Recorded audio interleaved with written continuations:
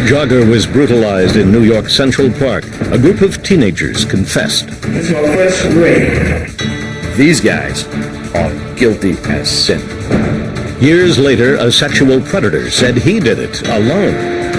DNA backed him up. Those people owe my son and those boys justice. They are guilty of every crime for which they were convicted. This terrible crime never happened that way. It just didn't happen.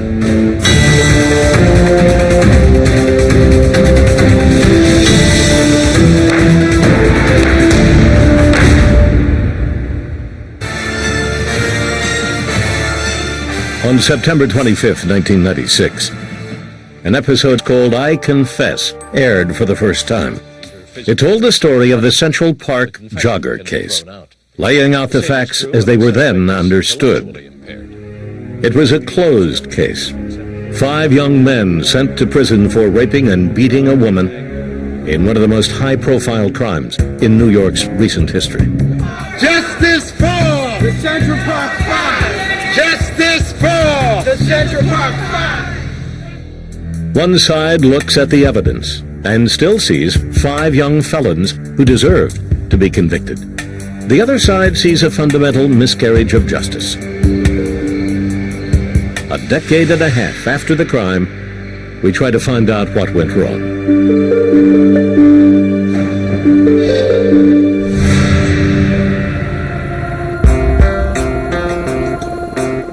Central Park, the physical and emotional heart of Manhattan. On any given evening, its wooded paths draw joggers, bikers, or anyone hoping to get a momentary escape from the city streets.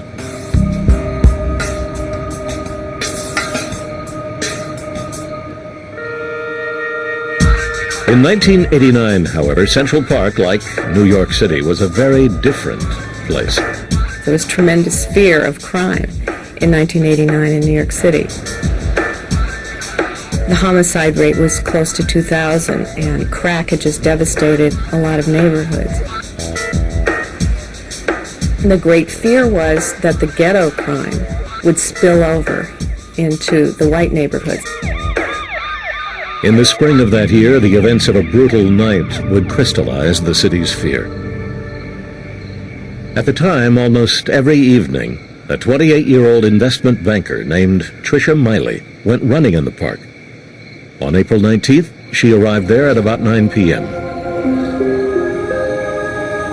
That night, someone was lurking along the paths where she ran. 17-year-old Matiais Reyes.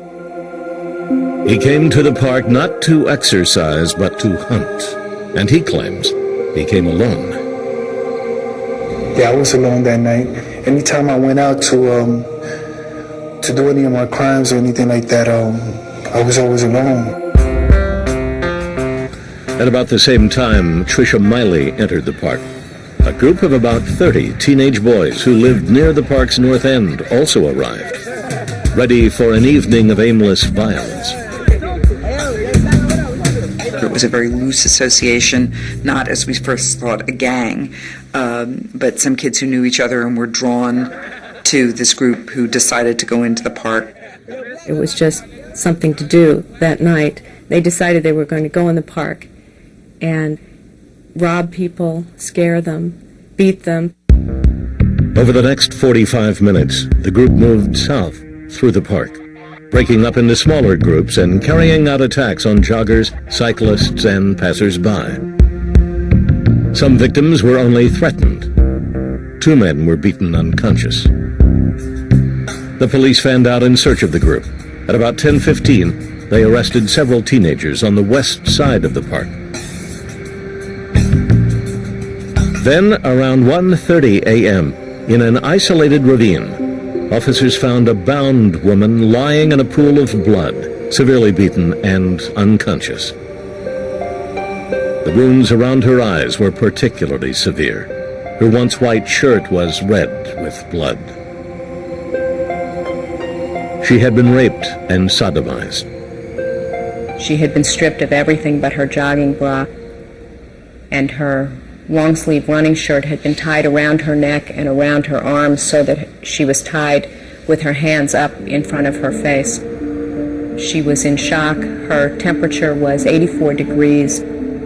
She had lost 3/4 of her blood. She certainly was near death. It was Trisha Miley. She had been so severely injured that police assumed she would not live. Homicide detectives were brought in. And that's when the entire character of this investigation changed. That's when the chiefs came into the precinct. That's when the police brass became involved.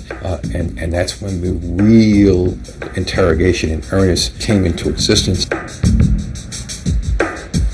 Over the next few days, police questioned more than 20 young men, either arrested at the park or brought in after being named by others. Eventually, they would narrow the investigation to 6, and the case that would polarize the city was underway. Discussing the Central Park jogger case, the debate revolves almost exclusively around one piece of evidence: the videotaped confessions made after the suspects were arrested. Almost immediately afterwards, the defendants would recant those statements, but to police and prosecutors, they would remain clear evidence of guilt. What did prosecutors and later a jury see in those tapes? The police version is simple. They interrogated the suspects, who at first denied being involved in the rape, then told the truth and confessed. These confessions were eventually recorded on videotape. This is my first rape. I never did this before. This will be my last time doing it. This is my first experience. On the tapes, the suspects incriminate themselves and one another in a horrifying litany of violence. They describe the random assaults and harassment that began their evening. When you went into the park that night, why did you go into the park? Because I thought we were going to beat people up and take bikes, cruise, and get money. And they tell of the brutal rape and beating the jogger received. I grabbed one arm, I kept grabbing one arm, and he grabbed her legs and stuff. And we got a bunch of times getting money, like getting in top off. Every time she was told he was smacking me, saying, "Shut up, bitch," he kept smacking her. How many times did he smack her? I think twice or 3 times. And did she keep screaming? And we just kept smacking her. Did he get on top of her? Yes. Did he lay down on top of her? Yes. And what did he do when he lay down on top of her? Yes. He just raped her for that. Police say that to get these confessions, they did everything by the book, even though hours of interrogation beforehand were not recorded. The tapes, they insist, show they were fair. Each suspect is read his rights. And for the ones under 16, their parents are present. Indeed, the police went further than the law required them to go, in the sense that the law only requires that a minor's parent be notified. But they waited until the parents got there before they questioned them. Tim Sullivan is a reporter and author who covered the Central Park jogger case and wrote a book on its legal aspects. There are no credible allegations that these defendants were beaten or tortured or physically coerced or seriously psychologically terrorized or anything like that. Prosecutor Elizabeth Lederer questioned the young men on those tapes. Still employed by the Manhattan District Attorney's Office, she was not permitted to comment to our producers. In this interview from the show entitled I Confess, which aired in 1996, she explained the prosecution viewpoint. For proof the stories are true, she said, look at Entron McRae's statements. When I ask him a question, he's quick to demonstrate. He shows that when I said, and were you holding her arm? And he said yes, and I said, well, how were you holding? And he raises his arm to show how it was. Just like this. Okay, and you were holding it. Was she trying to pull her hand away? Mm-hmm. Further, Lederer cited the detail in the confessions and its corroboration by physical evidence as further proof that the tapes are accurate. Raymond Santana described that Stephen Lopez kept smacking her in the head with a brick, saying, "Shut up, bitch, shut up," and just kept smacking her. Well, all of the bones around her eye were broken. She had several skull fractures. Where did he hit her with the brick? Around her face, around here, or somewhere up here. Yet, no one had documented her injuries yet, so there was no way of knowing that every act that was described in these videotapes were borne out by marks and bruises and injuries to her head and face and body. Taken at face value, the videotapes are compelling evidence. Stephen Drizzen, an expert on false confessions, has studied the Central Park jogger tapes. The first time I saw these confessions on tape, I understood why these boys were convicted. You've got 5 boys sitting calmly and coolly talking about a brutal rape of a woman and giving some general details about the crime. There's no evidence of remorse, there's no evidence of sadness. But the suspects and their defenders argue that the tapes require much closer scrutiny. They say that the confessions simply aren't true and that police and prosecutors are the ones to blame. You hold them there long enough, you employ a little trickery, all of which is in the police handbook on interrogations, and you're able to get them to confess. Where was that noise coming from in relation to where you were? These videotape confessions are the linchpin of the Central Park jogger case. For quite some time, they were widely considered proof of guilt. On a first viewing, the videotape confessions seem unambiguous. The young men place themselves at the scene of the rape and implicate one another. But they and their defenders say that a closer look reveals subtle but definite clues that the suspects are not telling the truth. The signs are there, they say, that the kids were simply parroting back what interrogators want to hear. And you can't take young people like that and put them up against detectives and then say, oh, they confessed, it has to be true. I mean, the presumption for knowledgeable people should be just the opposite.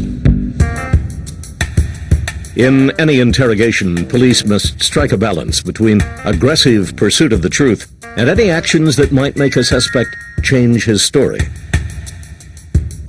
Courts have ruled that interrogators may use deceit in questioning suspects, up to a point. Detectives are permitted to lie to suspects. They often say, maybe you can become a witness. Maybe your testimony can help us. Just tell us what happened, or tell us what the other guy did. The standard is whether the police do or act or make a statement that would lead an innocent person to confess. Yet the facts are that under certain circumstances, even legal techniques can produce false confessions. Stephen Drizzen is a law professor at Northwestern University School of Law's Children and Family Justice Center. His specialty is false confessions.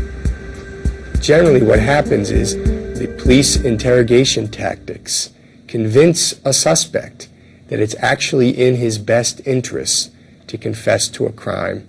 He believes, or she believes, that by confessing there will be some leniency. Research shows that some suspects are more likely to make a false confession than others. They include the mentally disabled, the mentally ill, and the young. Adolescents are just more suggestible. Linnell Hancock is an assistant professor at Columbia University who has studied the Central Park jogger case. If their interrogator is saying, "Oh, come on, I don't believe you," they'll get defensive and want to please the interrogator. They've spent their whole lives with authority figures in school and at home, and they know it's in their best interest to please the authority figure.